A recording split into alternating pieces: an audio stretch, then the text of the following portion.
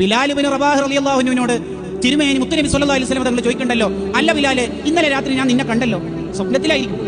നബിമാരുടെ സ്വപ്നം എന്ന് പറഞ്ഞ വഹയാണ്. ലാ തുൻകിരിൽ വഹ്യ മിൻ റുയാഹു ഇന്ന ലഹു ഖൽബൻ ഇദാ നാമത്തിൽ ഐനാനി ലം യനം. നബിമാർ ഉറങ്ങിയാലും ഖൽബ് ഉറങ്ങൂല, കണ്ണേ ഉറങ്ങുള്ളൂ. ഒരു നബിയുടെയും ഉറക്കം കൊണ്ട് അവരുടേത് വുളൂ മുറിയൂല. നിന്നെ സ്വർഗത്തിൽ എത്തിയതായിട്ടാണല്ലോ കാണുന്ന ബിലാലെ, എന്താ നിനക്ക് പ്രത്യേകത? അതിന് ബിലാൽ റളിയല്ലാഹു അൻഹു പറഞ്ഞ മറുപടി എന്താ അറിയോ? നബിയെ, ഞാൻ എപ്പോൾ വുളൂ പറഞ്ഞാലും വുളൂ എടുക്കും, എപ്പോൾ വുളൂ എടുത്താലും 2 റക്അത്ത് സുന്നത്ത് നിസ്കരിക്കും. ശരിക്കും ബിലാൽ റളിയല്ലാഹു അൻഹു നബി സല്ലല്ലാഹു അലൈഹി വസല്ലം തങ്ങളുടെ ബാങ്കാരനല്ലേ?